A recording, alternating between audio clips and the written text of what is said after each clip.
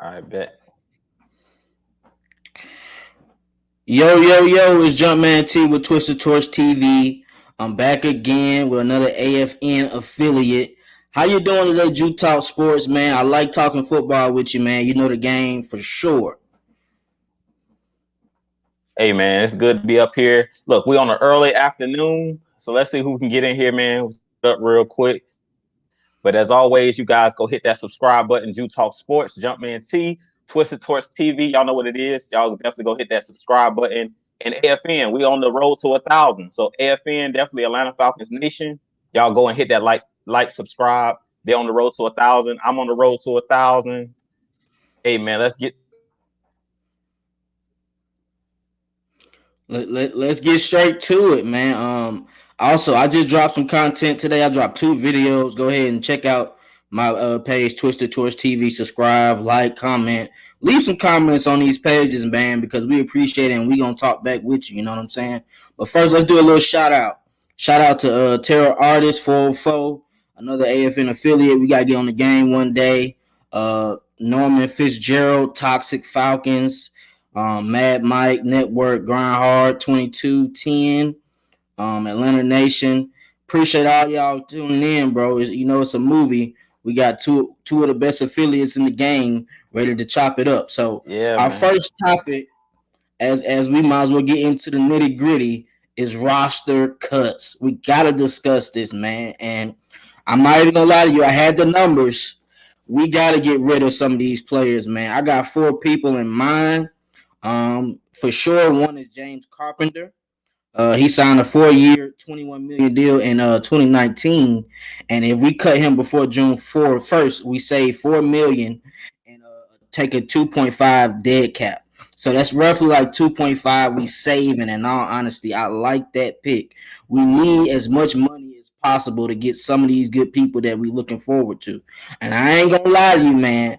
James Carpenter has not looked too good to me in all honesty in the past. Like he's a good run blocker, but in all honesty, we've been like 30th in the run the past 2-3 years. So what has that really shown us? We haven't really picked up a level as far as keeping James Carpenter.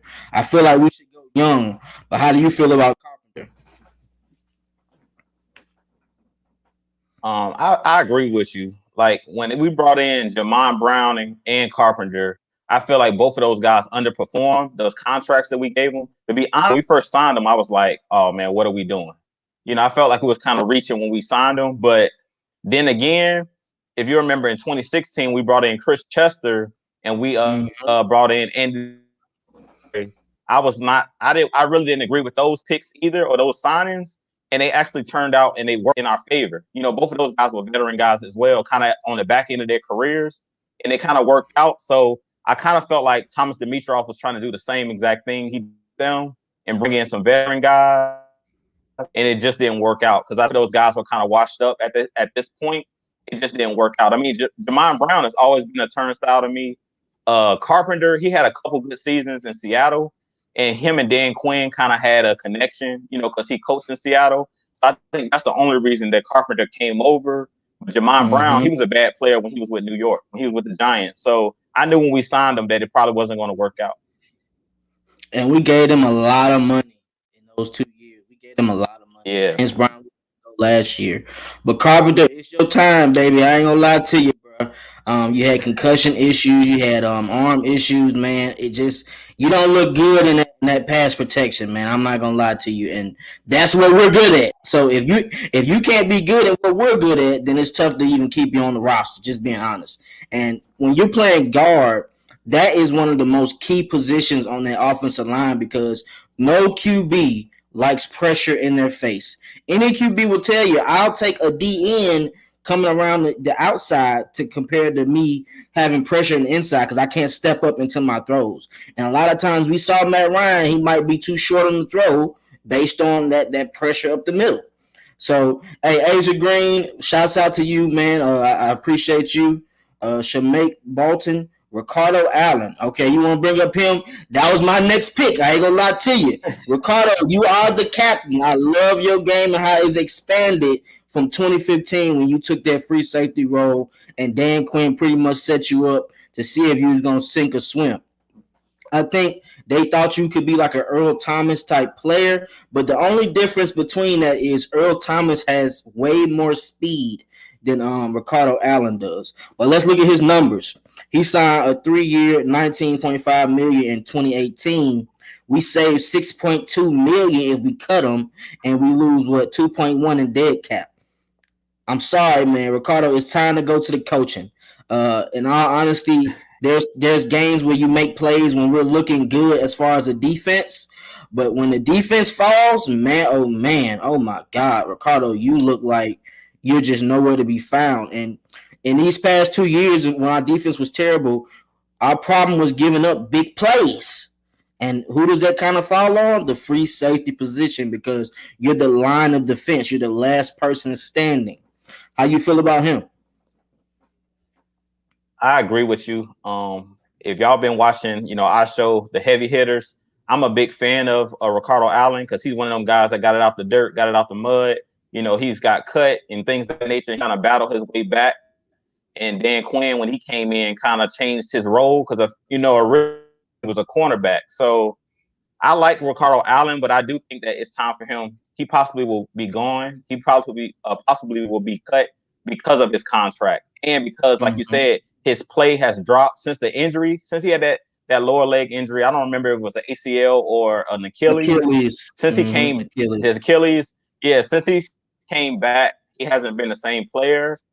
But one thing that I will say is in Dean P's defense, I think he would look a bit if we kept him around, just for the mere fact that he won't play as much single high safety. Like, when Dan Quinn was here, his main thing was we're going to play cover 3 and we're going to play that fielder single. And what you were just saying, Jumpman T or Twisted, with Earl Thomas, he had that range.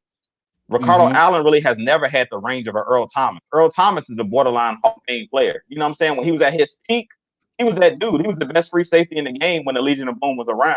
So he was like one of the best at freelancing, kind of like an Ed Reed, where he had those instincts where he knew where to go. He was a ball hawk. And Ricardo Allen, he's like a poor man's Earl Thomas. Like, he's never had the range that Earl Thomas had. Even when in 2016, when we went to the Super Bowl, nobody would ever mistake Ricardo Allen for Earl Thomas. You know what I'm saying? Like, Earl Thomas was that elite player. Ricardo Allen has never been elite. So I really think in Dean Pease, if we do keep Ricardo Allen around, I think we're going to see a lot more double safeties. We're not going to see a lot of that single high safety where he has to kind of guess and kind of freelance. Because playing that single high, we've talked about it even with a Damonte Casey. Before he got injured last season, he was another player. We like, Casey, what are you doing? He will be out, missing his coverages and things of that nature. But it's like when you're playing that thing, you have to be very cerebral. You have to be really smart. And you have to basically have those instincts, kind of like a honey badger. If you don't have those instincts and you don't have that range and you're playing single high, you're going to get abused. And that's kind of what we've seen. So I blame it kind of on Ricardo Allen, but I blame it on the scheme as well. Like the scheme we was playing, we really didn't have an elite safety to play the single high or the cover 3 like we should have been playing it. And that's why teams was ripping it to shreds, to be honest with you. I'm not gonna lie to you, man. The thing about Casey, he's a little bit faster, and he has instincts on occasions, but he also can be had too. And since he's a free agent, and we don't know what we're gonna do with Ricardo, how do you feel about bringing back Damonte Casey? If he's coming off an Achilles injury as well, I don't think he's gonna ask for a big amount of money coming off that injury. He's gonna have to prove himself again because he hasn't had 7 interceptions when he led the league since 2018. Yeah, I agree with you. I think I would try to keep Casey. Like if we cut Ricardo Allen, I would try to keep Casey around because one thing I liked about Casey, he's kind of like a younger version of Ricardo Allen. And to me, he was more of a ball hawk. Like he was around the football a lot more as far as intercepting passes. Because we've seen Ricardo Allen drop interceptions. You rarely see Casey. If Casey gets his hands on the ball, he's going to intercept that thing. And sometimes he tries to take it to the house. Like he's one of those guys that's a game changer. And another thing I like about Casey a little bit more than I like about Ricardo Allen is he's a dog. Not saying that Ricardo Allen isn't a dog, but they call him Crazy K for a reason. We remember when he hit Cam Newton, and he's one of those guys that can be a wild card. Like he's one of those guys that's kind of like a tone setter. Even though he's small, We remember when Zeke Elliott ran him over against Dallas. Like, he doesn't back down to anybody. He's one of the smaller Hey, guys, kind of like a Ricardo Allen. He's not the biggest guy, but he'll go head up with anybody. So I give him that. and he hurt his shoulder on that damn play too. Oh my god, that was a nasty one. I'm like, Ricardo, if you don't go low on that fella, don't sit there and think you finna you Keanu Neal tackling him like that. But I think Yeah, man. the way KZ's name is set, he plays like that. If he has a veteran leader that we're gonna get into in free agency, I think he could become like an all-star caliber type player. In all honesty, but my next person, as everybody may know, I don't know what we're gonna do about this Joker here. Oh my God, Dante Fowler, um, you really put an L on us this year, man. I'm not gonna lie to you. You got paid a lot of money. 3 years, $45 million. If we can't really cut him this year anyway, because we'll take a dead cap hit of 15 million, only save 3.2. To be honest, our best out to get rid of Dante Fowler is next year when we can save 15 million and only lose 4.6. So Dante Fowler is pretty much going to be on a prove it year, unless he just outs the coaches and gets frustrated and says he can't deal with them no more. That's the only way he's going to be out of that contract.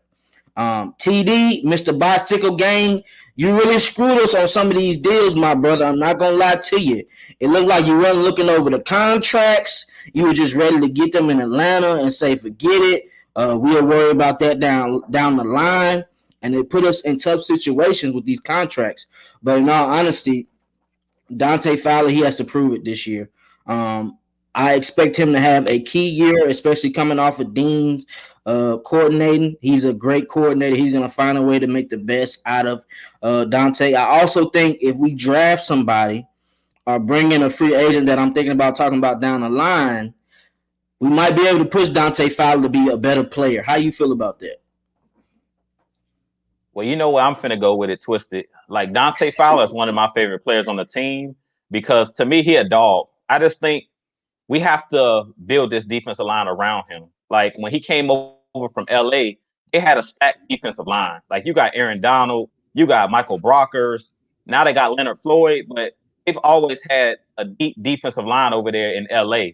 So other than Grady Jarrett, like, what other impact players do we have on the defensive line? Like, other than Fowler and Grady, it really ain't anybody else on our line. Like Jacob Tuioti, Mariner, Steven Means, these guys are really like rotational guys. Like, these guys were starting because Pat McKinley didn't pan out, but really we don't have the guys around him. And I feel that was really the issue with Dante Fowler. I think it was the injury that he had, and I think that he wasn't being used in the correct way, because we've seen numerous times last season where we would be only rushing 3 guys and dropping our defensive lineman in coverage. Like, the style of defense and the scheme that we were playing was just a terrible defensive scheme. So I think that Dean Pease, he's going to get the best out of everybody. Even if we keep players like Tuioti Mariner or we keep players like Steven Means, I think that Dean Pease will be able to get more out of these guys than we got out of the last coaching regime, because they didn't know how to use these guys' strengths. And I believe if we build this defensive line in the middle, like a Marlon Davidson, Grady Jarrett, because if we be honest, a lot of people was jumping on Marlon Davidson, but he really didn't play a lot last year due to the COVID, him catching COVID, and then with his injuries and him and his conditioning, he really didn't play a lot. So I was like, I haven't really seen, nobody really knows what Marlon Davidson is yet. So I feel like if you put Marlon Davidson next to Grady Jarrett, we might already have the defensive tackle that we need. You know what I'm saying? I still would bring in another guy to play the zero or play the nose tackle position. But a lot of people are saying like Marlon Davidson's a bust. But I'm like, we really ain't seen enough out of him to say he's a bust yet. I feel like we need to give these guys time to develop, and under this new coaching regime, what they teach, because we all know, we've been talking about it here at AFN, it's all about coaching. And the coaches that we had, we know that they weren't teaching these guys the right things. When your linebackers are leading the team in sacks, that's a problem, period. Like, I don't care who you got on your defensive line. One of your defensive ends better be leading the team in sacks. And we had Deion Jones and Foye getting all the sacks every week. So that should show you, like, I'm not going to lay that all at Dante Fowler's feet. I'm sorry, I can't do it. Like, everybody's saying Dante Fowler's a bust, but I just seen him get 11 sacks the year before with the Rams on a defensive line that had other players that were impactful. I can't really say that Dante Fowler. I'm at least give him 1 year under Dean Pease. If he doesn't have a good season this year coming up, then it's no excuses. But because we know Dean Pease, he basically stated that he's never been fired from a job. So that speaks for itself right there. That Dean Pease know what he's doing. So if he can't get it out of Dante Fowler, I feel like nobody can. So if he balls out, I think this is Dante Fowler's year. He got to prove this is his proven year. I wouldn't cut him yet because how many times have we seen players leave the Falcons and go somewhere else and ball? Like it happens. So I wouldn't do it. I wouldn't let this guy go off after 1 year. No, I'm definitely not letting him go, man. He has to prove it to me. He signed a big contract. He said he wanted to come to Atlanta. The main thing he said he wanted to come to Atlanta for was Dan Quinn.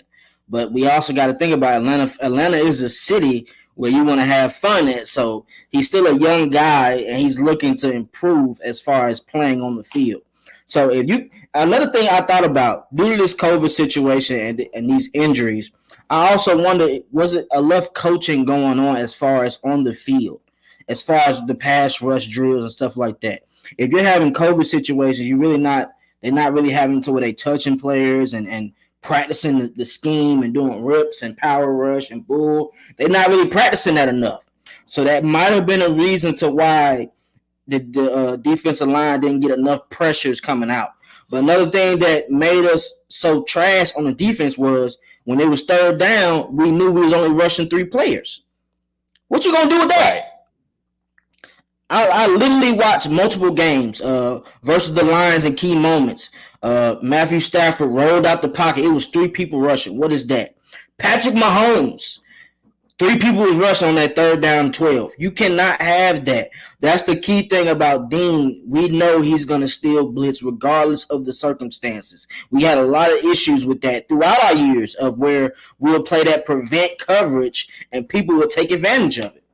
So we gotta get some better plays. I think Marlon this year will be better though because he'll have a spring training. You know, he came from Alabama. He was eating good, I'm sure.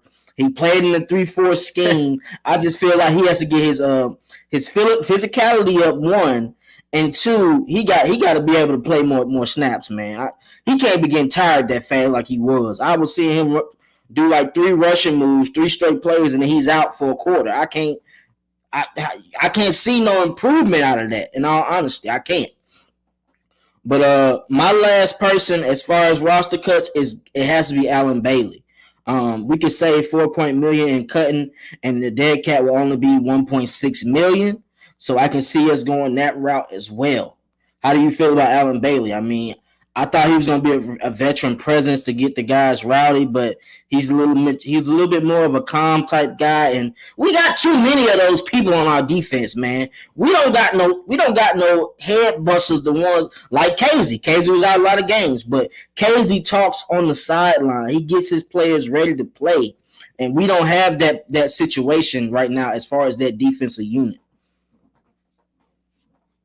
Yeah, I agree. I was never a big fan of Alan Bailey coming in, but I always give players a chance. And he's been here, I think, 2 years now, and he flashes here and there. But to me, he's another guy that's like you said, a rotational player. He's not a guy that you want to have to count on. He's one of those locker room guys you have, one of those locker room vets. Like in the NBA, he's the 15th man off the bench type of player. He's not going to be a guy that should be playing game in and game out.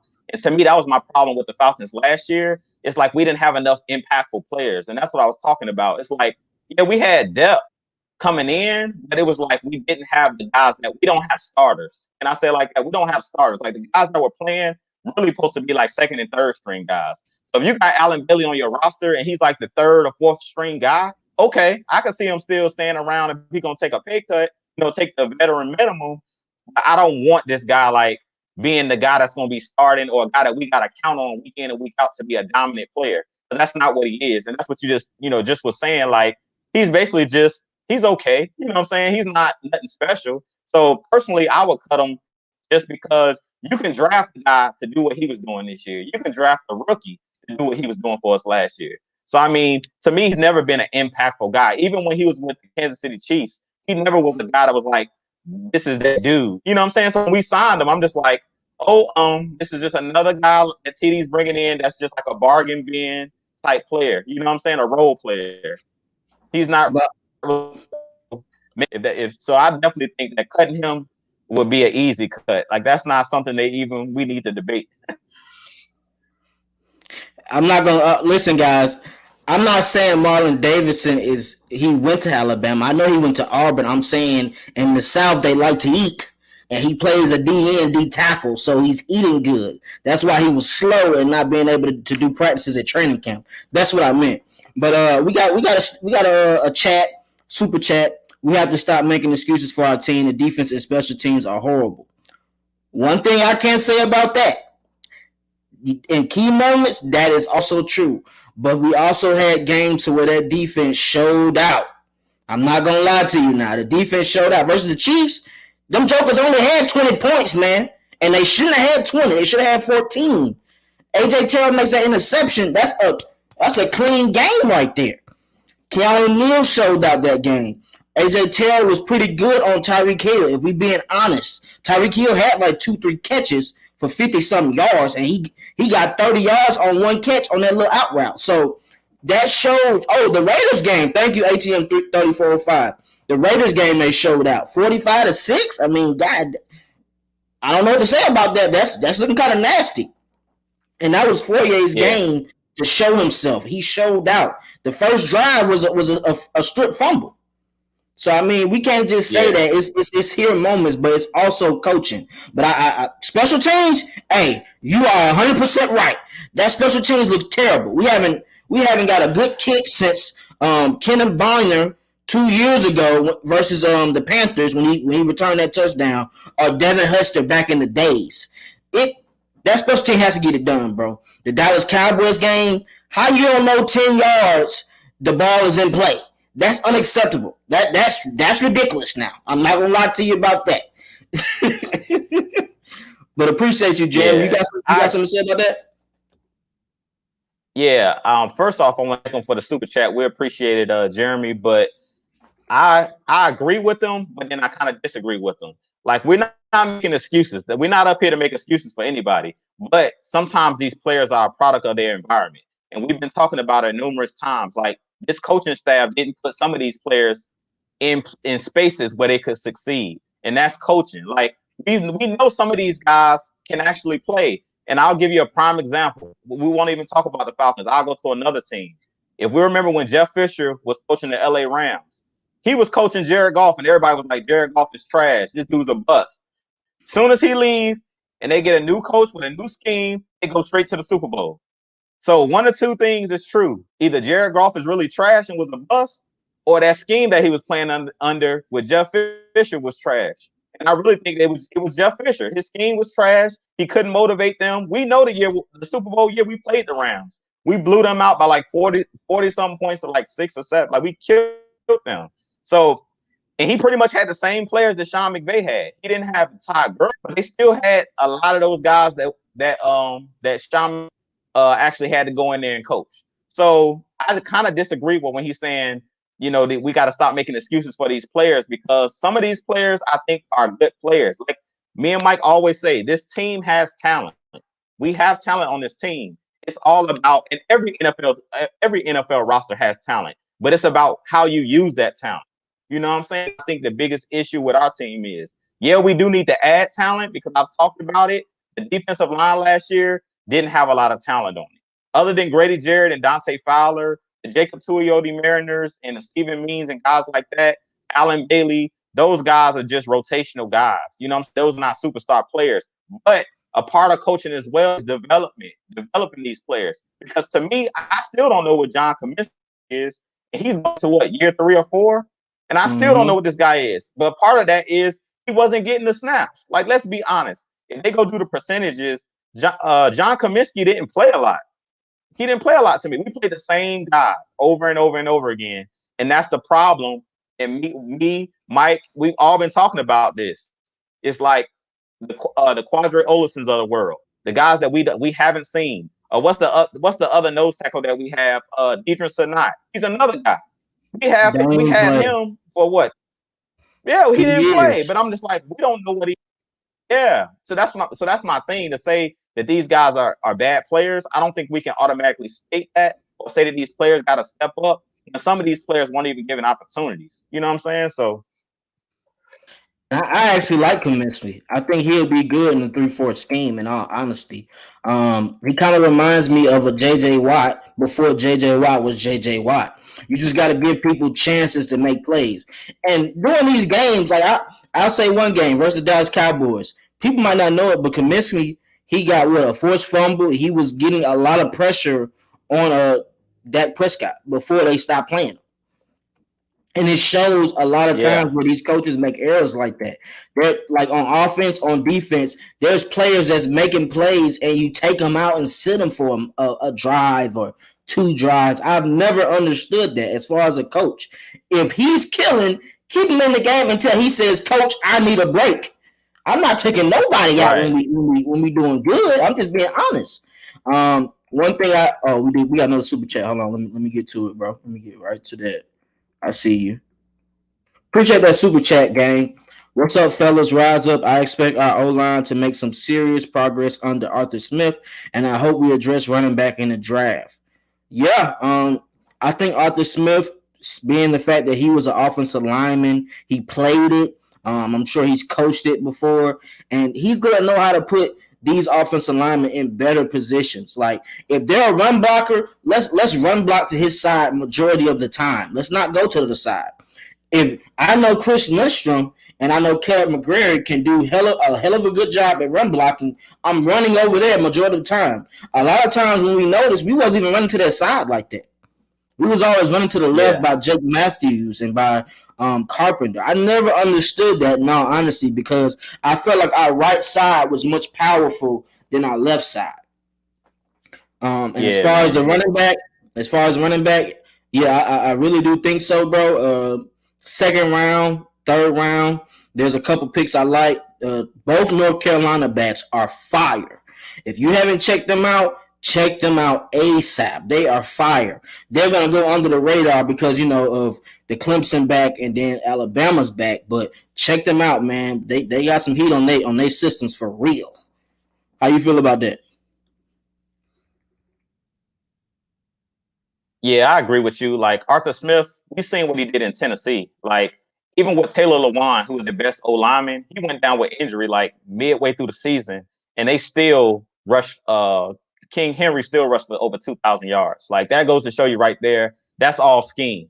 Because I don't think it's one Tennessee Titan offensive lineman that made the Pro Bowl last year, and that should tell you something. When you got none of your offensive linemen are Pro Bowlers, and you still rush for over 2,000 yards, that tells you that that's scheme. You know what I'm saying? That just tell you that's just scheme. And that's what I think the problem is. Like, I think he's going to come in here right away. That's why I keep telling everybody, like all of the Falcons fans, that even with these guys that we have on the roster, like Brian Hill, Ito Smith, Quadre Olison, the guys that we're kind of looking over, like I really believe if you give Arthur Smith these guys that we already have, they're going to play a lot better than they played last year because the offensive line is going to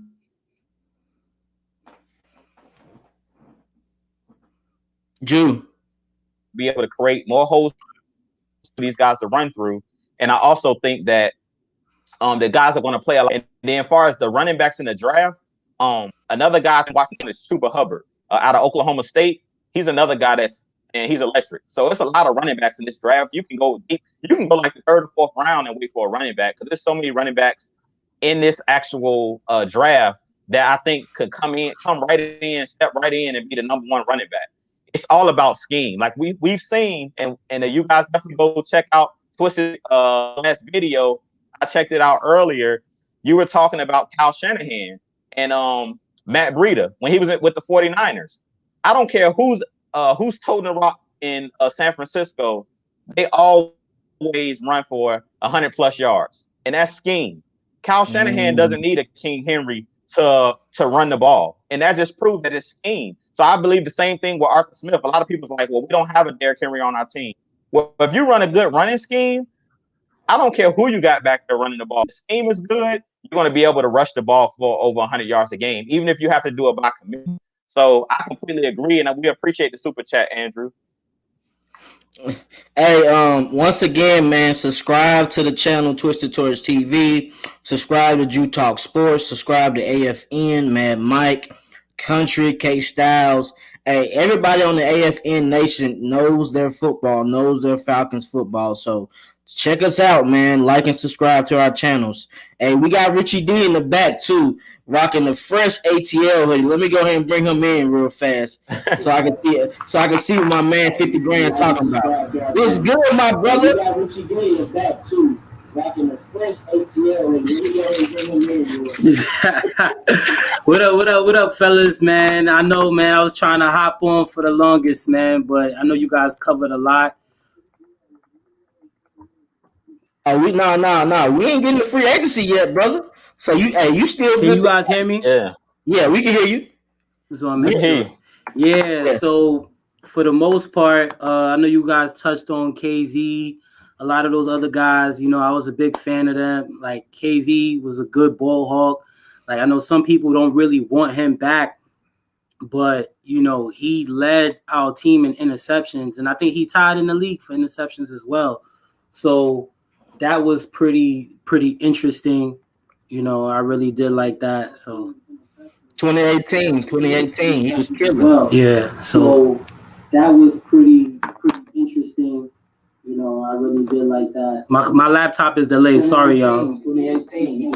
Yeah, you guys can touch on. You gotta turn the volume down then. I really did like that. My laptop is delayed. Sorry, y'all. Yeah, you guys can touch on. You heard me, bro? The background. Okay, bro. Okay, I got you. You gotta turn the background down. Yo, all right. So we got another chat, man. $5 new drop. Appreciate you, my brother. I see you a lot on the channel, bro. Shouts out to you. Side question. So Will McFadden somewhat expressed small doubts in Grady's fit in this scheme. I disagree with him. What you guys think? Listen, man. Will McFadden is a writer for Atlanta Falcons. He's actually seen the players, discuss everything with the players, so he knows what he's talking about. Me personally, I think Grady Jarrett can go in any scheme and fit, if we're being honest. The way his work ethic is, he doesn't mind learning from scratch. He chooses every year to get stronger, to get better at everything he does. So I think Grady Jarrett will fit with any scheme, in all honesty. And if we being honest, the 3-4, I'll put him at the DN position because we rushing linebackers anyway, and he's good at rushing anyway. So I would honestly put him there. I wouldn't put him at the nose tackle. I'll put Marlon at the nose tackle at the DN. Yeah, I agree with you, man. I agree with you. Like Grady, I don't want to say I disagree with Will, but I'll say this. I think Grady can play. When you're a baller, you can play in any defense. Like Grady Jarrett, I believe, is one of those guys that when you're like a top 100 player in the league, as far as defensive wise and just in general, you can put him in any scheme and Grady will ball out. Grady will figure it out because Grady is just a great player in general. Now, will we get the best out of Grady? You know what I'm saying? We might not be able to get the best out of him. We've seen that with this last coaching regime. That's what I've been talking about. It's like it's all about what you ask these players to do. Like I don't think it would be smart in a 4-3 to put Grady out there at defensive end because he has short arms. He has short area quickness. He's not a guy that's going to bend the edge and get around the edge. That's not what Grady does. What Grady does best is inside. He can use his short area quickness, use his hands, and you know, do those swim moves and get around and penetrate in the backfield and get to quarterbacks and get to running backs in the backfield. So can Grady play any position on the defensive line? Sure. But if you want to get the best out of him, you want to play him somewhere on the inside, whether it's the 3 technique, whether it's the 0. You want to put him closest to the quarterback as possible because Grady has that short area quickness and he can get to the quarterback like that. Ask Pat Mahomes when he was back there running around trying to escape Grady. Grady's one of those guys where he can track you down. And we've seen it. If you guys definitely go check out Mad Mike Sports, he did a breakdown on Grady Jarrett. He showed Grady Jarrett, I think it was against the Chiefs, they dropped Grady Jarrett back in coverage. That just shows you how much range he has to be that big. Like Grady is just one of those guys, man. He's just a dog. So I don't care where you play Grady. He's going to always stand out because he's just that type of player, that impact player that you need. And on that play, was that the one where they ran a screen or a short route and he ran to tackle him from the line of scrimmage? Yeah. It was like a running back. Yeah, it was like a running back, a little option route. Yeah. Yeah. Grady's good at that, man. He uses his speed and he doesn't give up. That's something you cannot teach as far as an NFL player. A person that doesn't give up and will try his best every time is way better than an athlete. Let's look at Vic Beasley. If Vic Beasley had that intensity that Grady Jarrett have, he'll probably be in the league still. So let's just call a spade a spade. But let's get into it, man. So let's go ahead and get to free agency. I got some people that I think we might need to attack. My first one, of course, though, I'm not going to lie to you. He is a veteran, and we need him as far as his leadership. It has to be him. It has to be Patrick Peterson, man. Patrick Peterson is a warrior. He will guard your best player, and he brings his lunch every game, every Sunday. It doesn't matter who he's playing. I ain't going to lie to you. Julio torched them in I want to say that was 2018 maybe. He torched them severely. The next week he went out and had a hell of a game. So that shows me Patrick Peterson goes to the next play, goes to the next game. And just imagine having him added with AJ Terrell. We discussed how we don't have veterans in the background because a lot of our players are young. Like the oldest person we have now in the secondary is Keanu Neal. If we were to let go of Ricardo Allen, Keanu Neal would be the oldest person in the secondary. So adding Patrick Peterson, a person who can go in the slot, who can go on the outside, who can read routes to perfection and pick the ball off and return it.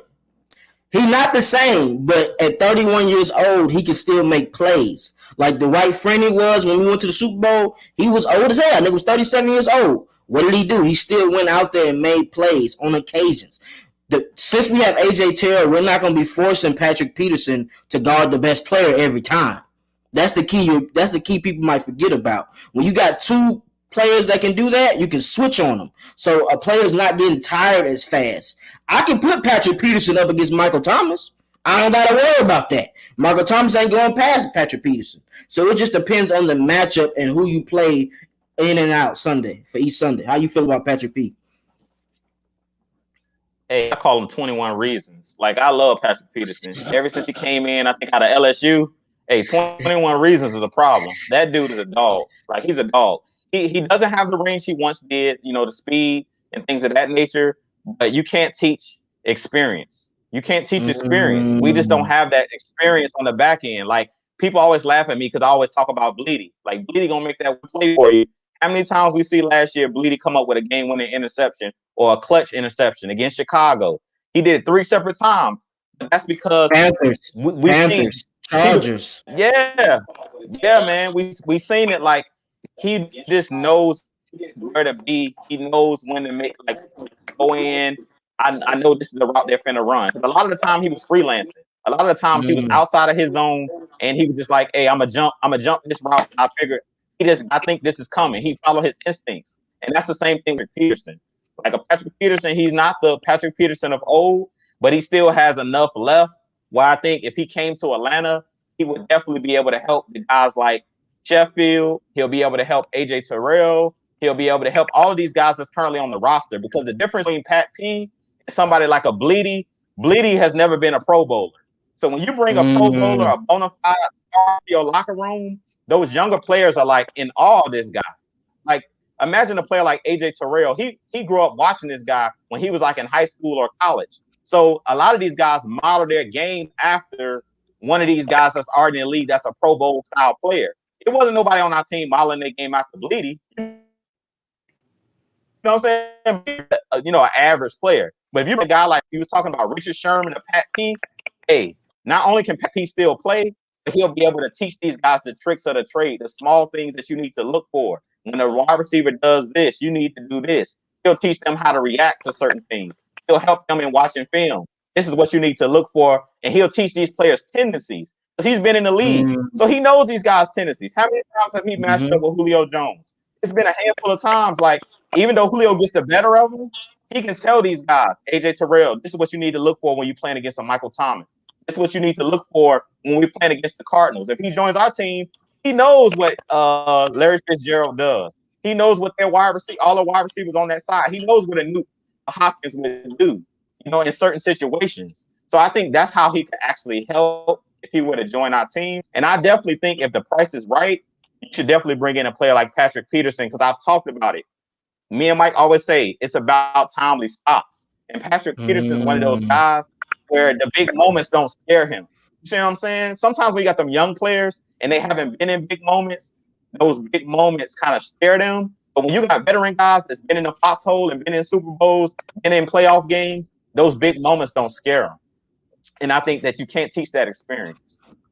And you know what's crazy about Patrick Peterson and Brady Way Wilson?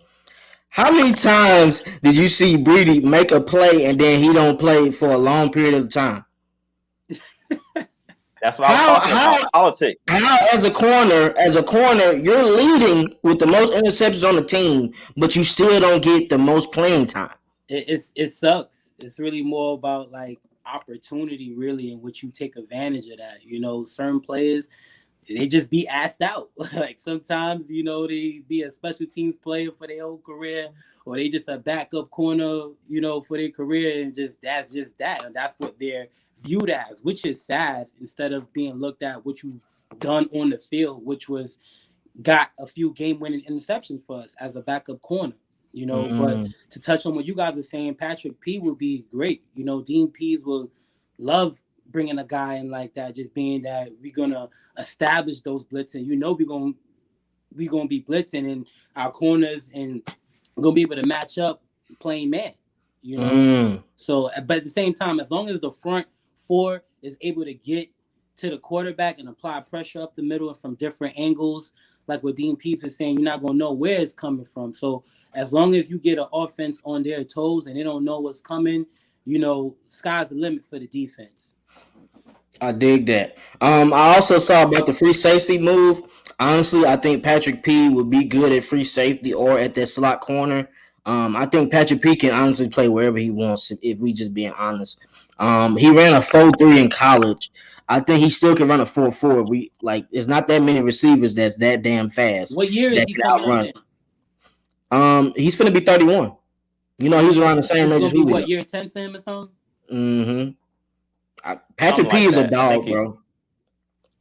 Yeah, something like that. I think it's like year 9 or 10 for Patrick Peterson. But I agree. If you can move him either way, that's a good point by New Drop. Like, you could change him like you did Charles Woodson, because that's kind of what I was talking about with a Ricardo Allen. Is like, Allen has never had that range Peterson has. Like, Ricardo Allen has never ran a 4.3. You know what I'm saying? That's just to be honest about it. So Patrick Peterson, he's a ball hawk. Like, you put him at safety, a free safety, that might be a good idea. But it's just about what the player feels that he can do, because he might not be comfortable playing out in center field, or he might not be comfortable playing that safety position. Everybody thinks where just because a player is fast, you can move him from a corner to a safety. Sometimes it doesn't work out because you have other responsibilities. So you got to know the game to be able to change positions. Like, Charles Woodson is just one of the all-time greats, and that's why he's getting ready to go in the Hall of Fame. So Pat P might not know the safety position. Yeah. What'd you say, Rich? I couldn't hear you. I said, I thought he mentioned Charles Woodson. I thought Charles Woodson was in the Hall of Fame already. I was surprised he wasn't in yet. Yeah. Charles Woodson made a ton of plays, bro. And a person I think can move to free safety, I don't know how y'all feel about that, is my next pick. I think Richard Sherman might be good at that free safety role, based on the fact that he loves to tackle and he has the eye in the sky. Richard Sherman can see anything. Like, he knows how to watch throughout, from the QB to the receiver to the tight end. He knows how to jump routes. He's exceptional in that type of play. And with him being able to play free safety, he don't got to worry about getting them stop routes on them Achilles, because you know he just had an Achilles injury, so he can't play outside no more. He has to move to free safety, if we being honest. Patrick P can still play outside majority of the snaps. Richard Sherman can't do that. Richard Sherman has to go to that back end and excel in that back end if he wants to continue to play for 2 more years. How y'all feel about Richard Sherman, though? Sherman, I feel like it depends. I feel like he lost. I was just talking about this with one of my boys. I feel like he lost a little step or two on far as like keeping up with these receivers and stuff like that. These guys are getting faster and talented with his routes. Like, I don't know if y'all seen that Super Bowl game, but Tyreek hit him with a little sauce.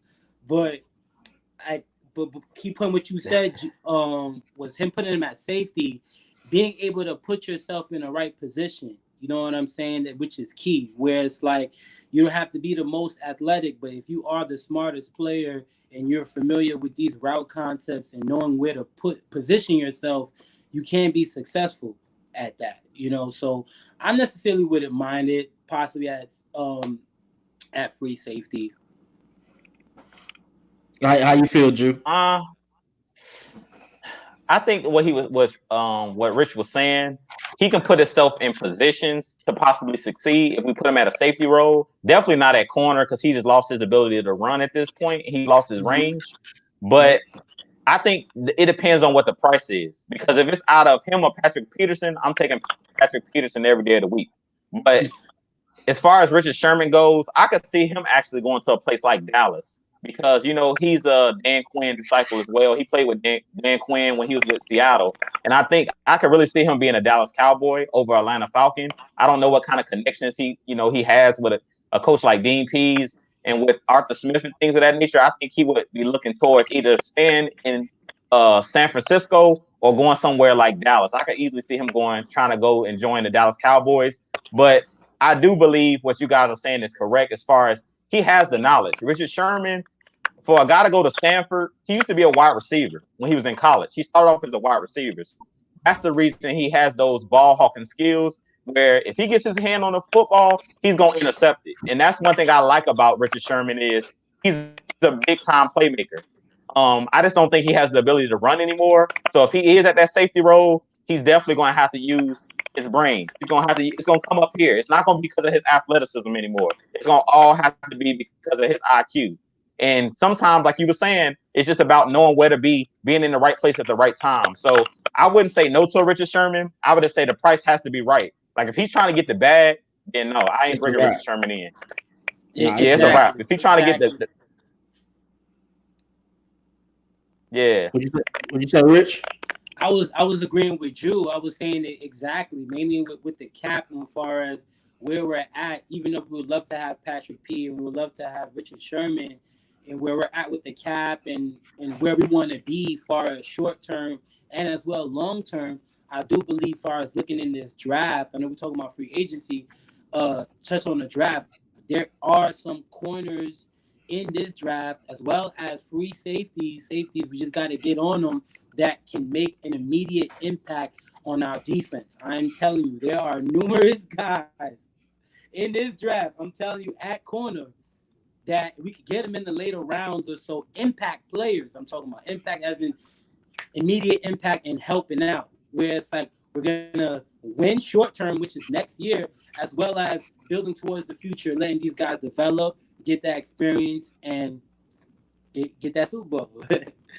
I ain't gonna lie to you. I like Asante Samuel Jr. as far as like a third round pick. I think he'll be a good key contributor out the gate as far as that corner, especially coming back to Atlanta where his father played and had some exceptional games where he picked six some things. You know what I'm saying? To end it. Oakland Raiders. We all remember that game. That was one of the toughest offensive games I've ever seen. Asante Samuel ended it with that pick six. So I know Asante Samuel will have it to where he's going to have those instincts to be able to see what QBs and offensive coordinators want to do to him. But like y'all said, man, I'm picking Patrick Peterson over Richard Sherman. I'm not thinking twice about it. But my next person, I think for sure, if we get him and it's 3-4 scheme, it's going to change the game. I like Ryan Kerrigan, man. I'm not going to lie to you. Ryan Kerrigan is one of those type of players that shows up regardless of whatever situation he's in. The Redskins was terrible. But who do you remember the most on that Redskins defense before they started getting those first-round picks? It was Ryan Kerrigan. Even taking a back seat to those starters like Marcus Sweat and Chase Young, he still managed to get 5.5 sacks this year. So imagine what he's gonna do in a Dean type role where he runs a 3-4 anyway. That's what he's been playing. So I think he'll be an impact for us, especially helping Grady Jarrett and especially helping Dante Fowler establish some better pass rush moves, man. Because we got to get good as a unit, and he would bring that front seven together for sure if we get him. How y'all feel about that? Yeah, Drew. Gonna take it, Rich. Okay, Yeah, with Ryan Kerrigan, yeah. I love Ryan Kerrigan. I love Ryan Kerrigan. He's one of those guys. You guys know I grew up in Virginia. Now I live in Florida, but I grew up in Virginia, so all we got was Redskins games. Like on Fox, that was the team that they, the closest to us. So Ryan Kerrigan, I pretty much watched his whole career. That dude is a beast. He's a beast. He's basically like a pass rush specialist. Like he knows how to get after the quarterback. He knows how to use his hands. He's not the most athletic guy. He knows how to set up pass rush moves. He has multiple moves, and that's what we've been missing. Like he knows how to use the speed rush. He knows how to bull rush.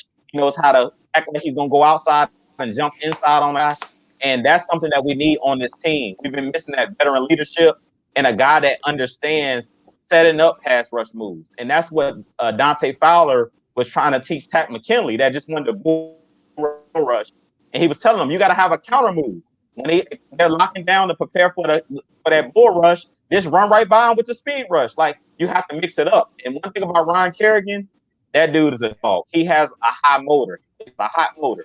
And he's a guy just like a Grady Jarrett that never gives up on a play. He's a guy that's going to chase a running back, chase a quarterback that's escape the pocket down from behind and try to knock the football out. So he's a guy that you love to have on your team because he's a guy that has high character. He's a high character guy in the locker room from what I've heard.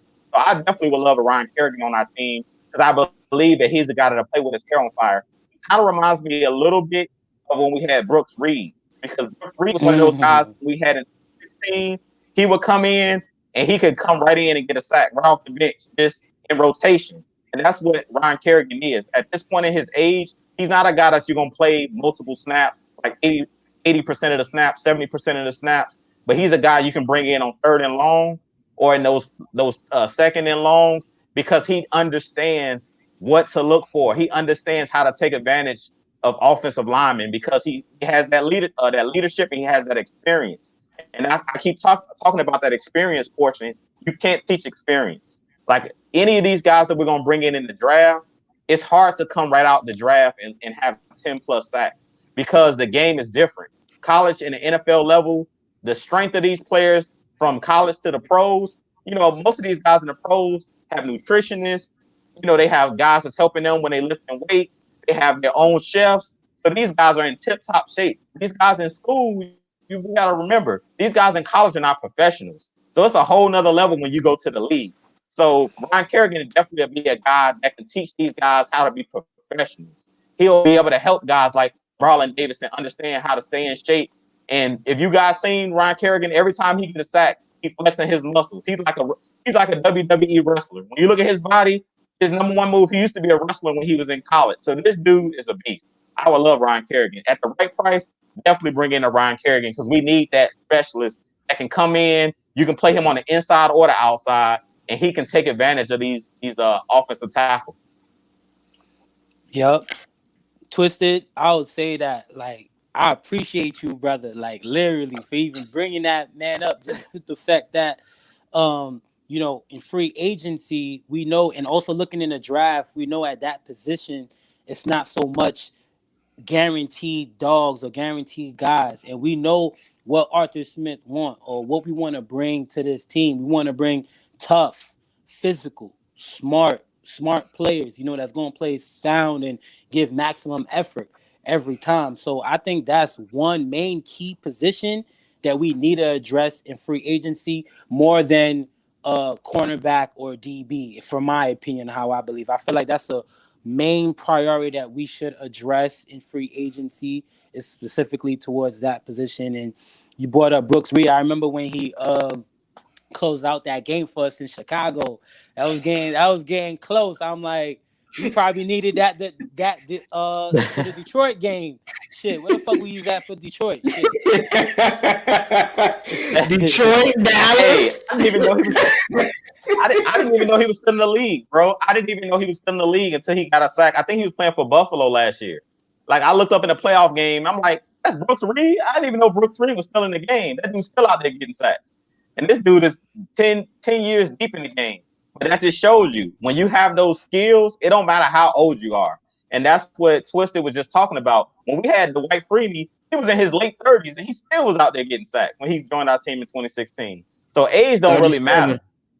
37 to be exact. Yeah, he's 37. Exactly. When you know the technique, when you know the techniques, that don't matter. Age doesn't matter when you got the right technique. It doesn't matter. And one thing that I didn't mention as far as Ryan, he bats the ball in the air a lot, and he gets interceptions. Even versus us in 2012, he batted the ball and picked it off on Matt Ryan and stiff armed to score a touchdown. Like, this guy knows how to win games and comes up in big times of the game. I'm not gonna lie to you. Ryan is one of those players that he's gonna teach and he's gonna do on his own.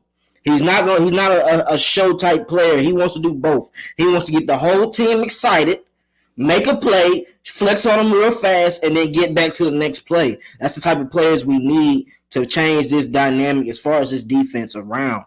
Like, people are saying that they want to go in the draft and pick up people. Listen, ding, ding, ding. The draft only works in certain positions, guys. I hate to tell y'all this. Draft only works in certain positions in those first 2 years. Players have to grow.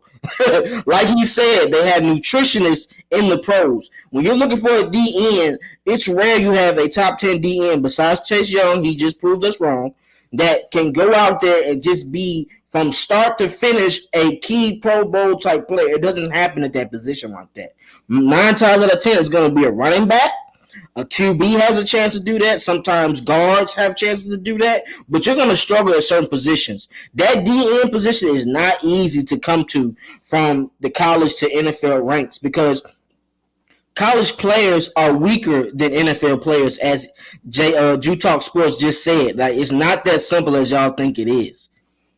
Mm-hmm. Absolutely. I know you guys were talking about Marlon Davidson earlier.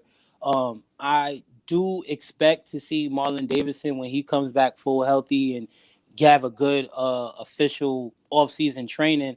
I do expect to see him at DN position, mainly in the 3-4 at end. Just being the simple fact that Dean Pease and Arthur Smith, they're going to use these guys to their fullest strength on what they do best. And if you've seen the Marlon Davidson's film, we mainly seen him applying that pressure from the outside, right? From the edge. So it's just like he even spoke about it at times at camp when he was moving him at inside. He felt a little uncomfortable and stuff first year, getting used to the speed of the game and all that other stuff. But I do expect to see him at least getting a few snaps at that edge position. And I think we'll be able to see more out of him on what fans would want to see. I'm just putting it out to being that he's a versatile player. I would love to see him at inside as well, but edge is what he's number one.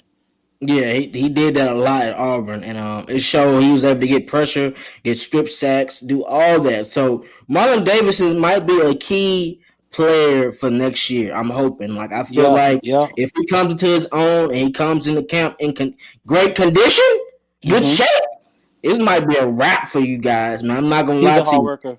If he comes like that, Davidson is going to be a key contributor for next year. Let's go ahead and hit on these backs, man. One person I like is James Conner as far as being in this offense. I think he needs to change the scenery a little bit. And if he comes into that Arthur Smith offense, like Drew said earlier, it wasn't about Derrick Henry. It's about the scheme. And I feel like if we get him or if we go in the draft and get a running back, they're going to take advantage of these opportunities that Arthur Smith is going to put him in. Like, how many screens y'all think we ran to the running back last year? We didn't run that many. Probably 3 or 5, guaranteed. That's not – you can't have that. You have to keep defensive linemen guessing. Like, you can't think they're going to come and rush every time and then you don't throw a little screen to boost them. Like, you got to make these defensive linemen guess to see where the ball is actually going. And with James Conner, I'm not going to lie to you, he scores a lot of touchdowns when he's in the game. Like, he's key in that red zone, and that's something we miss. Besides Todd Gurley, them first 7 games, Todd Gurley was phenomenal as far as scoring touchdowns. But towards the end, that arthritis kicked in. I think James Conner would be an addition compared to Todd Gurley. I mean, if we get Todd Gurley, we keep him, oh well. But I think James Conner could be a good picker for us. How y'all feel? I like James Conner. James Conner is a tough guy. You know, he has a nice story, crazy story, you know, as far as for what he overcame. And bringing guys like that to your program just gives it a plus, you know. Yeah, so pretty much I like him. He's a hard runner, he knows how to get upfield, hit the edge, make a move or two. He's physical, he's tough. When you talk about that, you do see that on tape.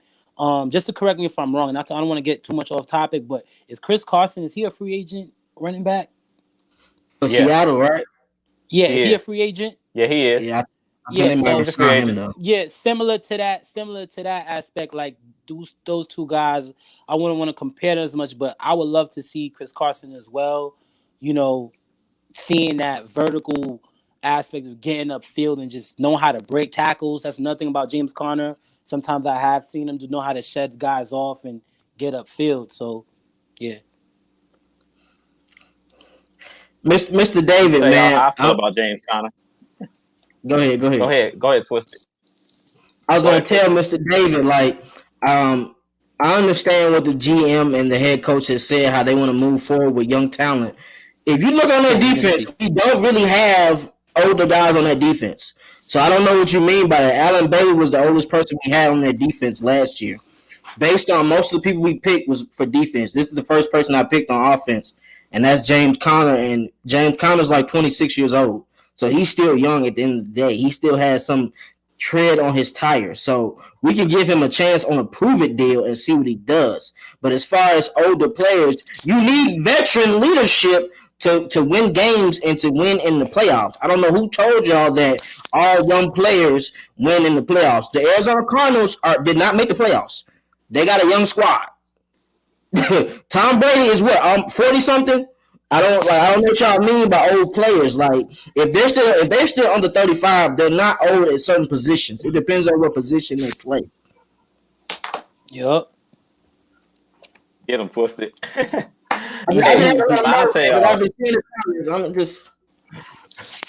Hey, this is what I feel about James Conner. What y'all think about this? He already on my roster. His name is Quadre Olson.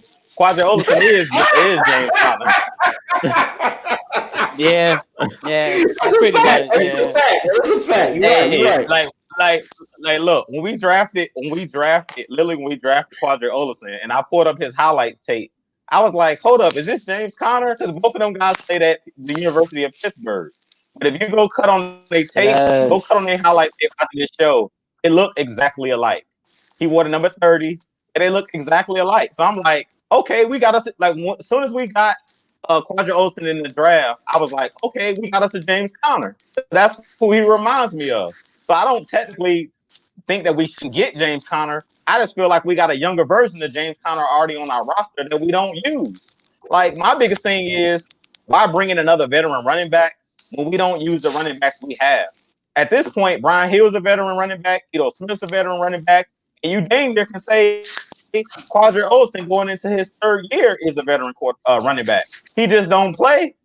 You see what I'm saying? So I feel like this point, unless we're just trying to bring back Todd Gurley because we felt like we did him wrong last year and we didn't use him correctly, I'm not bringing in veteran. Drafting a running back, and I'm playing the veterans that we got. I'm playing Quadre Olson. He gonna be James Conner for us, and I'm playing Ito Smith, and I'm playing Brian Hill, and then I'm just bringing in a young guy because we already have veterans on this roster. I don't really think we necessarily need to bring in a veteran running back unless they just want to have somebody, that's done it, that's rushed for 1,000 yards. But I really feel like Brian Hill, Ito Smith, and Quadre, and then you bring in a rookie, that's enough right there to get you over the hump. I really don't think we need a running back.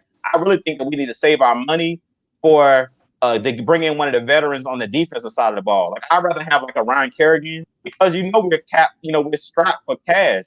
So I would even bring in a running back at all. Like I said, unless it's Todd Gurley because we didn't do him right last year, I'm not even bringing in a veteran running back at all. I'm saying the guys that we got, we trying to re-sign them on a limited deal, maybe Brian Hill. We're going to tell Quadre Olson, you're actually going to play this year and suit up every week and not be on the inactive list every single week. And then I'm bringing in a young guy.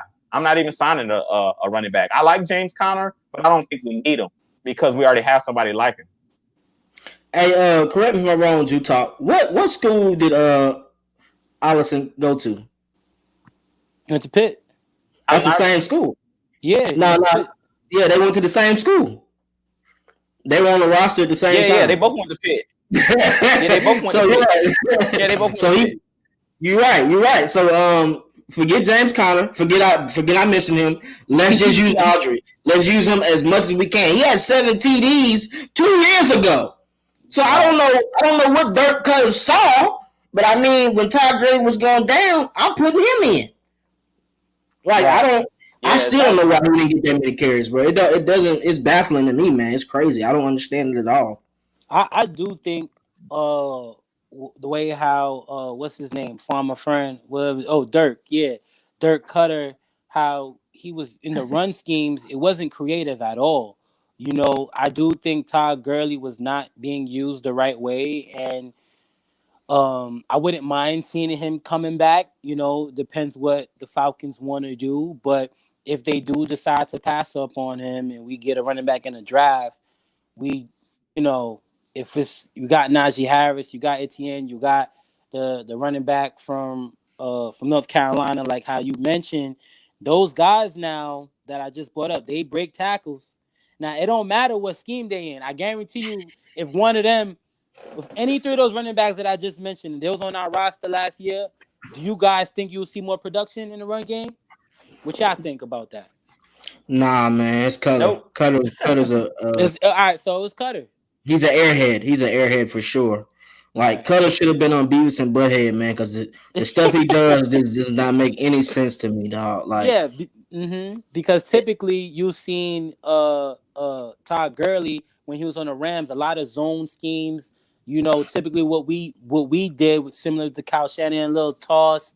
You know, those fake counters and stuff like that. We didn't get none of that, so I wouldn't mind seeing that again with Todd Gurley, giving him another shot, another chance, and we'll see from there.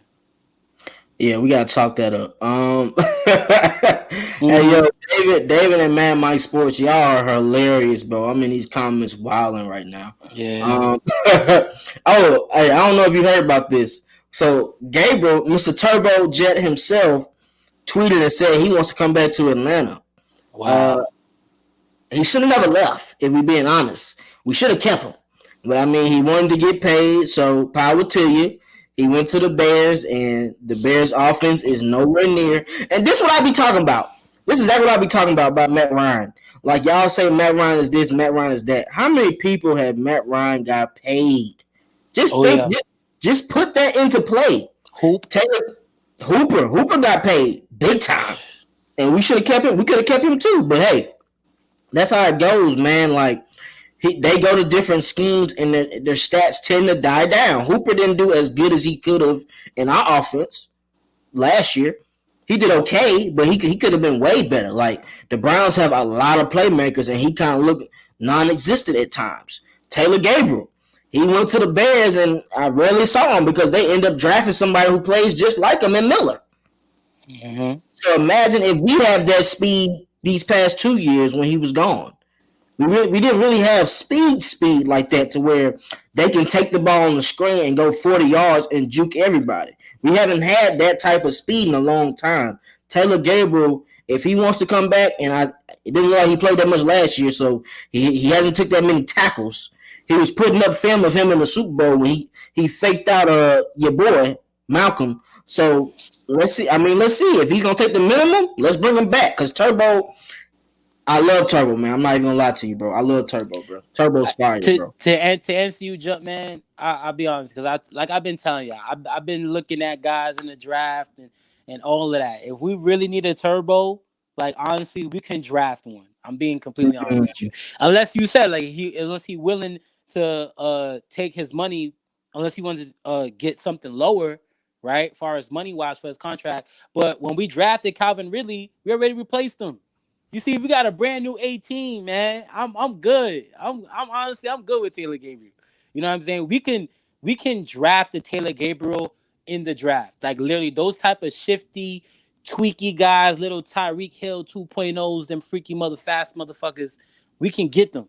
You know what I'm saying? There's numerous guys. You got the guy from Purdue. You got Puka, whatever his name, from Kentucky. You got Florida kid. It's a lot of them short, tweaky motherfuckers. Yeah. I like him from Florida. Jarvis Baldwin asked, can Please, somebody answer this question for me. What kind of compensation should we get for trading away the number 4th pick? All right, so that all depends on who is willing to give us the number 4th pick, and it depends on where they're at in the draft. If they don't have a first round pick, I'm straight.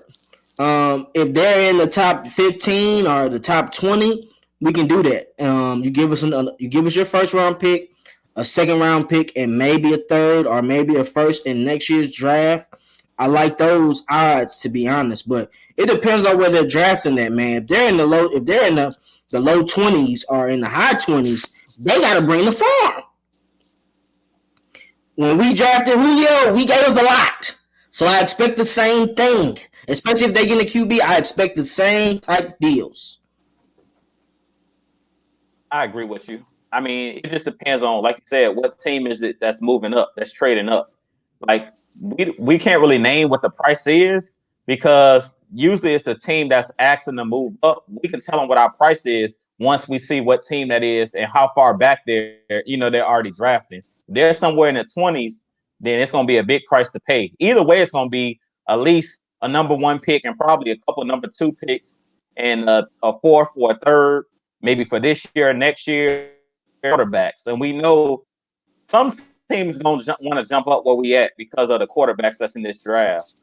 A lot of these quarterbacks, this is one of the best years to draft a quarterback. So it's going to be a team that wants to trade up with us. I don't know what team it's going to be, but I'm sure somebody's going to want to trade up because of the quarterbacks that's in this draft and because of the offensive line talent that's in this draft. Because it's not a lot of elite offensive linemen in this draft, but it's some elite players. Like we keep talking about Penei Sewell. I'm sure some teams that's in the teens and the 20s that's gonna want to jump up even for like a Penei Sewell, not just the quarterbacks. So we got to keep looking for that as well. That's a good point, Drew, and that's why I feel like I would want to stay at 4. Just the simple fact that let's get our all-pro guy, and it's worth it, and it's a great investment for winning right now as well as winning for the future. But now, as far as trading back, I'm cool with the trading back too. But just as long as we get our guy, I feel like we will put ourselves in a bad situation if we trade back and we don't really get our guy and somebody just fucking take our guy right in front. I just want to get trade back not too far. I can't. Nah, we got to be in the top 10, top 15 the most if we trade back. That's all I'm saying. Another super chat. Go ahead and read that for us, man. I'm laughing at Big Country Low. He crazy, bro. What he said? Rich getting naked for the 4th. Yes, yeah, he been saying that. I'm being honest, and that's real value. And I ain't gonna lie, like I'm gonna get carried away, but I don't care. I'm saying like Najee Harris at 4. I don't care. Najee Harris is a playmaker. He would, son. I'm not even gonna get in my bag. I'm not. I don't care. Kyle Pitts, what? I don't care if that's too high. I really do not care. If that player is gonna produce greatness and make an impact, and when you see something special, I'm talking about Hall of Fame quality. I'm talking about like future. You talking about Terry? Talking about you want to be Ozzie Newsome? You know what I'm saying? You take chances. You're gonna do certain things that most teams don't expect you to do. But. We'll see. We don't know what they're thinking. How I feel about this? With the $5 super, I just want to read this $5 super chat real quick. New drop. We appreciate it. He said Jalen Darden, North Texas, Shifty City. I have to shout him out. His film could be that one like that. So I guess he's one of those guys that y'all was talking about, like a Taylor Gabriel. But I had stepped out for a second when y'all was talking about Taylor Gabriel, and I just wanted to touch real quick on that too. Because I did see it was some rumors out there that he wants to come back to Atlanta. We have a guy in Zacchaeus that's similar to him already on the roster as well. People forget Zacchaeus got hurt last season. Zacchaeus is one of those guys. If you go cut on his tape when he was at the University of Virginia, he was a guy that returned punts. So one of you guys on the panel, I got a question for you guys. Why, when we have these shifty guys on our roster, we never use these guys for punt returners? We always talk about how bad our punt returns are. Like last year, we had Brandon Powell. Even when we had Taylor Gabriel on our team, we didn't allow him to return punts. Didn't even use him. If y'all remember, we had Weems returning punts. Eric Weems was our returner. Even when we had Taylor Gabriel, he was returning punts. I don't never understand why we have these guys that are shifty and they have experience returning punts. We never use them. Like I thought we drafted Zacchaeus to be a punt returner. I remember we use him as a receiver more than a punt returner. Rich, don't bring that fella up, bro. Rich, don't bring him up, bro. He mentioned punt returner. He just mentioned punt return. So I'm saying it's like he's so right on that. But I remember we was using what's his name? Justin Hardy as our punt returner at one point. That shit had me weak. That was the dumbest move I've seen by a coach in years. Like, it had to only be to secure the catch every time. And during that year, we had terrible field position majority of the time. Like, people don't understand how much special teams is important in the NFL, bro. When we had Devin Hester took the worst offense to the Super Bowl, man. Like, do y'all forget that? Like, he was the key person to scoring points. It was either him or the defense back then. Like, punt return, kick return, that matters, bro. And they've already made it tougher for people to get tackled in punt and kick returns based on how they're making it for safer for the players to play. So that matters, bro. New drop, I appreciate that. I'm going to check him out, bro. I got to see who he is. If we can get him and I see him, I'll shout him out.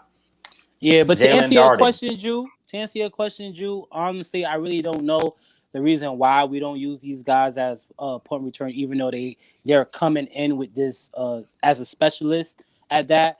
But Brandon Powell was the guy for us. He can go. Like after I seen one game, I forgot who he was playing, but he just ran an out route, and somebody just pushed him to the ground, and it was just like, all right, bro, you're done, bro. Like you can't be falling like that so easy in the NFL, just running routes. Even though shit happens, you slip on routes or whatever. But we talking about punt returning, so I haven't seen so much of an effect within the return game, and I think we can draft somebody at the receiver position or whatever he is. If he's an athlete and he's just special, he can be a specialist in punt return / kick return, as well as making an impact for us on offense. Once again, guys, shout out to everybody that's watching us right now. Subscribe to all the channels, Jew Talk Sports, AFN, Twisted Torch TV. I just dropped some dope content, 2 videos in one day. Check them out. AFN, Mad Mike, Jew, Country, K-Styles. Hey, we need the help, man. So continue to support us. We continue to bring out dope content to you guys. But my next one, I don't know how y'all gonna feel about this one, man. I saved it for the last, the best for the last. How y'all feel about JJ, man? How y'all feel about JJ coming to Atlanta, bro? I don't feel like we have the money to get him. I feel like he's gonna want to go play with his brothers in Pittsburgh. I can see that for sure. So, how y'all feel about JJ, man? Like, I think the 3-4 is good. It'd be beneficial for him, but I don't know if he wants to come to Atlanta. I can see him going to Pittsburgh. Or I heard he hit up Tom Brady to go to the Bucs. Like, it's crazy. Oh my God. I hope that's not true. People are scared of competition, bro. I'm not scared of it. I'm happy Tom Brady's in our division. Shit, I ain't scared. How you feel about him, though? I made a whole. Who gonna how I feel about how? All right, so I'm saying this guy JJ Watt, man, he's a great dude. Like I would love to have him on our team. We talking about a guy that needs to be, that should be and could be in the Hall of Fame right now as we speak. JJ Watt is a Hall of Famer type of player. As long as he can stay healthy, you know, by all means, why not, baby? Come home. Come home. It ain't like 99, come home. You know what I'm saying? But he's a Walter Payton Man of the Year. We talking about a guy that's tough, physical, you know, smart. You can line him up anywhere on the field. That's a guy that's going to make an immediate impact on our team and help us out with Grady. You can line him up inside. Now, him and Grady together, oh, my God. Oh, my goodness. That would be amazing. But, you know, who knows? I've been hearing that Buffalo and the Browns, you know, are interested in him and stuff. Our Falcons haven't came up on it yet, so we'll see. That's my take. It's probably a wrap, bro. Go ahead, dude. Well, I did a whole video on it on my channel, so y'all go check it out. But personally, I would love to have JJ Watt. I just don't think it's going to happen. I mean, I video because I seen he was being released, and I'm like, hey, Atlanta, we need to get on this because, like Rich was saying, Brady, JJ other spells trouble for Tom Brady, whoever, especially Tom Brady, because you can put both of those guys on the inside and Tom Brady's a sitting duck. Man, we would have a crazy pass rush if we had those two guys together. But I don't think it's going to happen. What they're saying in the chat is right. I think it's going to either be Green Bay Packers because he's from Wisconsin. Him and his brother both played at the University of Wisconsin. So I could easily see him trying to pair with the Smith brothers, Zadarius Smith and Preston Smith, the two Smith brothers, and put him in the middle with the other guy that they have. What's big number 97? I forget that plays for Green Bay. He's a good player as well. They got a good defensive line up there in Green Bay. So I can see him trying to go back to Wisconsin because that's where he's from. Or I can see him going to Pittsburgh and playing with TJ Watt because they have a contract negotiation right now with Bud Dupree, who's a free agent. So depending on if they lose Bud Dupree, it's possibly going to end up being the deciding factor on whether the Steelers can sign JJ Watt, depending on how much money he's looking for. Unless he just takes a discount because his brother plays there, I think they might give Bud Dupree the bag. So if they give Bud Dupree the bag, then I could easily see him going to play for the Cheeseheads or the Green Bay Packers because he's from that area and he possibly at this point in his career might want to go home because he's familiar. And the Green Bay Packers he said he wanted to play for a contender, and Green Bay is right there. They was right in the NFC Championship game 2 years in a row, a couple passes away from being in the Super Bowl. So I could easily see if he goes to Green Bay, he could possibly push them over the hump, to be honest. If they would have had JJ Watt this year against Tom Brady, they possibly would have got to the Super Bowl. Hey, Tail Sports and Gaming said it was Clark, the D tackle for the Packers. Oh, there you go. Yeah, 97. Yeah, Clark. There you go. I had one person that I wanted to add to the list, but I just wanted to add him just to clown him. Kevin King, Mr. Grabby Patty. Bruh, oh my God. You're a free agent, right? You played 11 games, 1 forced fumble, and 3 pass breakups, 6 pass breakups. Like, that's not going to get you that bag, fella. And then the fact that you weren't even able to give A-Rod a second chance to win the Super Bowl or get to the Super Bowl by you doing that terrible grab on the 4th string receiver.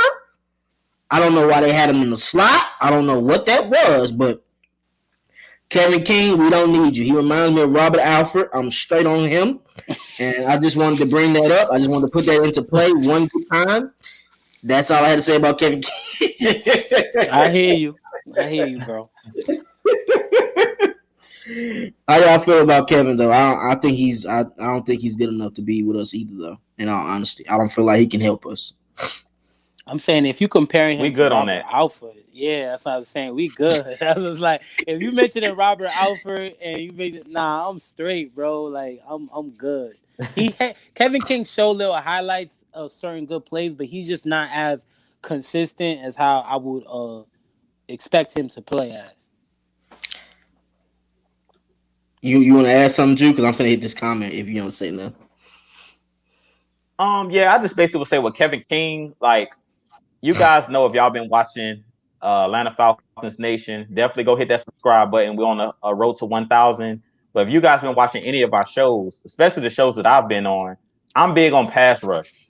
Like I prefer pass rush over top end talent on the back end. I feel like you can survive in your secondary if you have an elite pass rush. Prime example is the Buccaneers. The Buccaneers don't have prime time cornerbacks. They just don't. Like I'm an Auburn fan. There's 2 starting corners are from Auburn.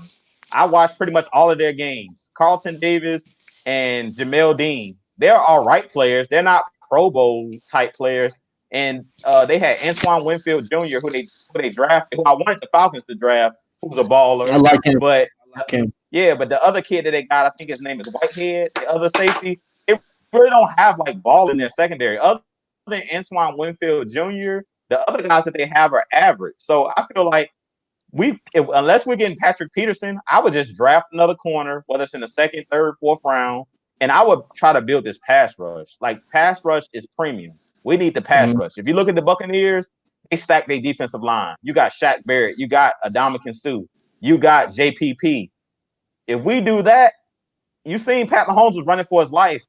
You don't have time to take advantage of those corners. The reason our corners were burnt toast last year is because we had no pass rush. So when a quarterback got all day to go to his third and fourth option to look around the field and scan the field, eventually they're going to be able to expose whatever your weakness is. But Pat Mahomes and the Chiefs, they couldn't expose the weakness of the secondary for the Buccaneers because that pass rush was so vital. You know what I'm saying? So if we got a lethal pass rush, I'm not even worried about the secondary. So it's a definite no with Kevin King. Like, no, you're not bringing in no Kevin King. Like, no. He's trash. Dumpster juice. But Brian Collins, Robert Alford got a pick 6 in the big game. Can't hate on the man. You're right. We cannot hate on that man until the fourth quarter when it was 3rd and 15 and he played volleyball with the football. We were supposed to have the ball and run the clock out. He batted the ball in the air so Mr. Edelman can test the ball on his fingertips. Man, I don't want to hear about no goddamn Robert Alford. Don't talk to me about him. No.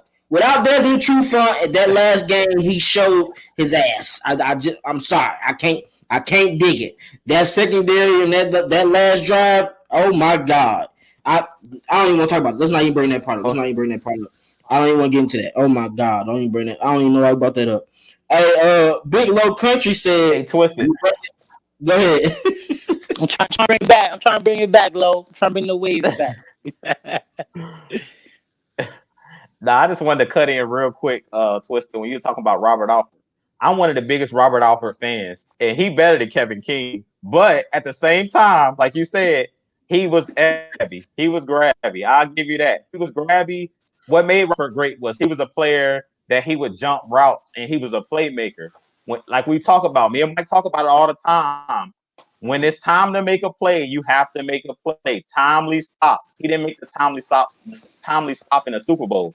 I don't blame it all on him though, because I think if you go back to the 16 year, I think Robert Alford kind of gets a bad rap. But if we be honest, he was our number one corner that year because Trufant went down with injury in like game 6 or 7. If you guys remember, Trufant didn't even play the Super Bowl.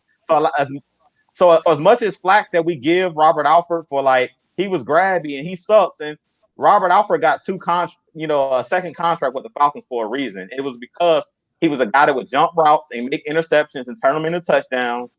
And also, he was a solid cornerback. Was he a Pro Bowler? No. But to me, I feel like him and Desmond Trufant, both of those guys were just average players. Like, I feel like when Desmond Trufant was here, he would never get the same flag that Robert Alford would get because Robert Alford started to get all of those flags thrown on him. And I really feel like a lot of the flags that Robert Alford got were, okay, he got the reputation of being a guy that was grabby. So even when it was something that was ticky-tack, it's like, if it even looked like he grabbed somebody, they was going to throw the flag on him. So in Robert Alford's defense, I do think that he was a guy that was a solid cornerback here in Atlanta. I just think that we need to put some respect on the man name. Kevin King is nowhere in that dude's stratosphere. Kevin King I don't even think Kevin King has ever picked off a ball and took it to the end zone. So Kevin King is not even in the same. He's not even the. Hey, I'm not gonna lie to you though. Robert Alford in 2017, he did his thing. He deserved to be a Pro Bowler that year for sure. Versus the Rams that year. Versus Sammy Watkins. Oh my God, he had tight coverage in that playoff game. Him and Desmond, like that was probably their best year as far as being corners for the Falcons. But to be honest, we haven't had a key corner since D'Angelo Hall, since Dion. You know what I'm saying? Like people like that. I think AJ Terrell is going to be next up. Brent, oh my God, that's another person we shouldn't have let go. But his wife was talking crazy on social media. That kind of ruined it. But yeah. Brent Grimes was another person that if we would have had him in 2012, we had him, Asante Samuel that year. Oh my God.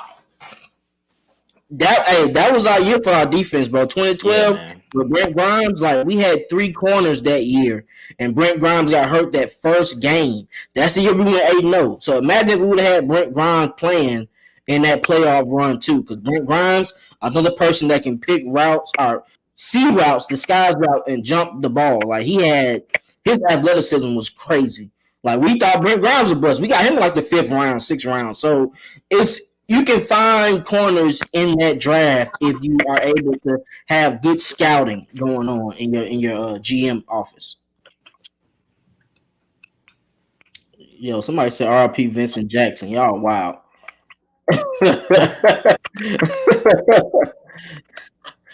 We borrow money to sign players. Hey man, I was wondering the same thing, bro. I'm wondering like, is Arthur Smith dad gonna donate some money to the Falcons, bro? Like, we need that bread, bro. Like, if you want your son to start off his coaching career as a head coach good, throw some of that bread to Arthur Blank, man. We need it ASAP. We need it ASAP to contribute ASAP. Yeah, man. I'm saying, guys, free up some room. I was in the chat the other day. I pretty much as we speak, I believe the Falcons is still to see what guys can fit in what specific scheme. You breaking up, Rich? I can't hear you. What'd you say? I was saying right now in the chat. I was saying evaluating the roster and stuff, trying to get the guys because we know our team is going to be completely new. You know, they're still trying to evaluate to what where does it fit. You know, I do see. I don't see a lot of guys come back. He was going in and out, Rich. We couldn't hear what you said, bro. What'd you say? I was saying, can you guys hear me now? Yeah, go ahead. Yeah. I'm saying that Falcons right now are reevaluating the roster and some guys are won't fit as well in our specific scheme. So see, because I cut some guys because I know we want to sign a lot of people, but we know a lot of guys on our current roster right now they're gonna get cut. Is what I'm saying. Oh dang, bro! Vincent Jackson did pass, bro. RIP to Vincent Jackson, bro. He just passed today. That's crazy. I did not know that, bro. That's crazy. Sorry to hear that, bro. So RIP to him. You know what I'm saying? Hopefully his family is doing good. That's a tragic situation, bro. Man. So do y'all have anything else y'all might want to talk about, bro?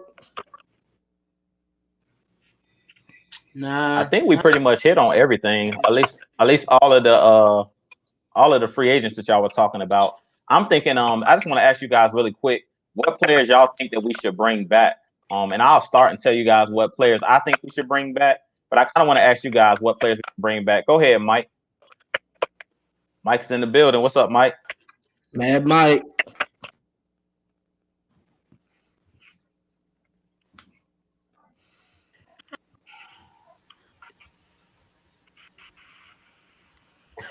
Y'all trying to figure out what the hell I'm doing right now, huh?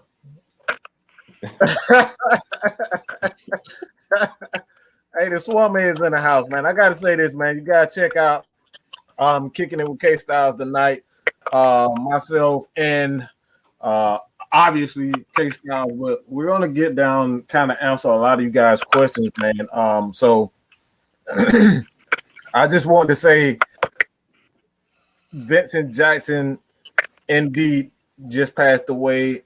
So hey man, everybody go to Twitter and just all the social media platforms, just send that man condolences, his family, and you know a lot of his teammates, man.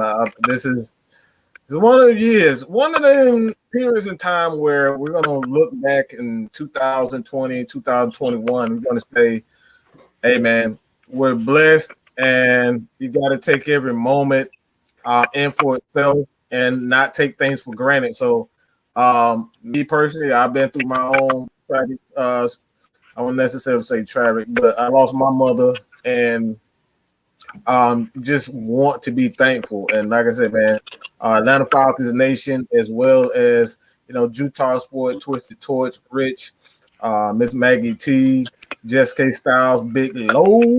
All right, everybody, man. Just continue to give us nothing but the truth, the facts, and the love that you guys always give us. So, man, that's why I want to say check us out tonight. Kicking it with K Styles, man. Your boy K Styles. I'm gonna be sitting back. Minding my business, just doing whatever K Styles tell me to do. So, but yeah, that's what I want to say, man. So I appreciate it. But I'm going back to the I'm going to the back. I'm going to the back. The show is over. I'm going back to the back. Appreciate you, Mike. Yeah, man. So prayers to Vincent Jackson, his family.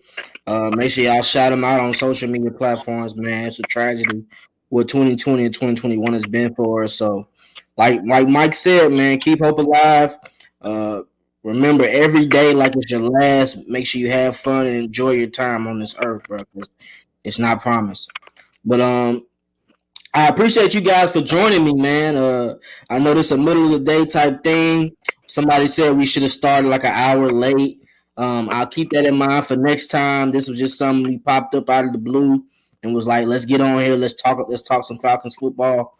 And I appreciate Rich. I appreciate you, Talks, for being on. Matt, Mike for jumping on as well. It's crazy, man. No doubt. Hey, are we doing our last little just plug real quick, or what we gonna answer some more questions?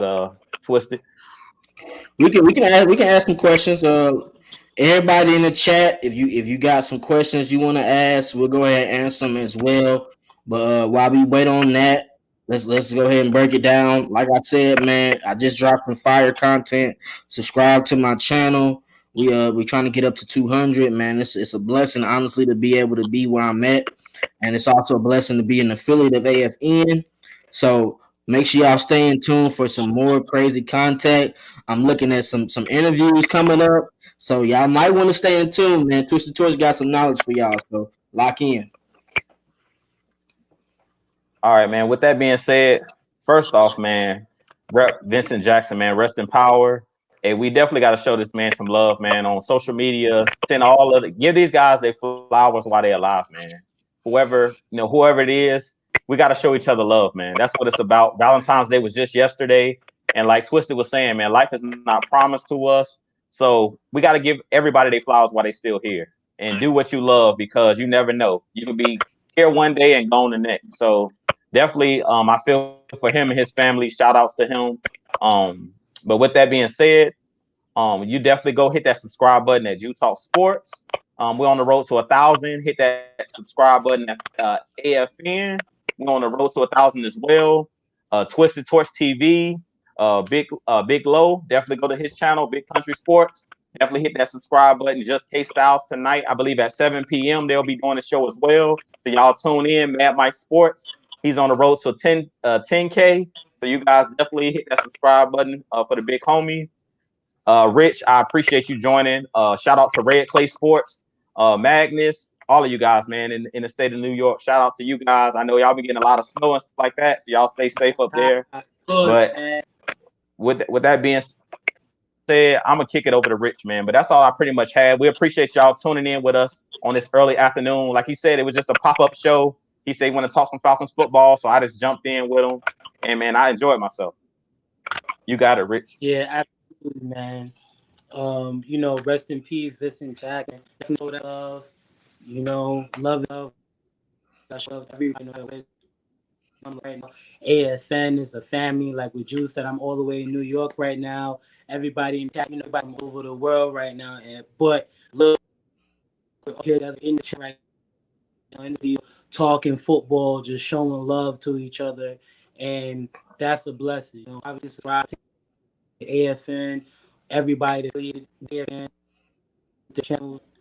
Soon Rich TV soon coming on the works. Just throwing something out there. Working slowly but working. But yeah, thanks for having me on, man. Hey, you want to plug in the show that you and Magnus talking about doing? Oh yeah, me and Magnus, we still working on the name. We're on. Not yet. Bet.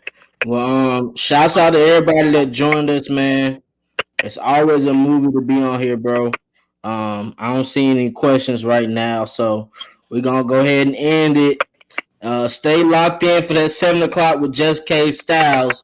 You know K Styles is hilarious and he knows his football, so lock in. That's gonna be a hell of a show. I promise you that. Especially with Mad Mike. That's gonna be hilarious. So stay locked in, man. We appreciate everybody in the comments. Go back to your regular Monday, and we'll see you when we see you. Twisted Torch TV, Drew Talk Sports, Richie D. We'll holler at you, man. Be safe out here. Shouts out to you.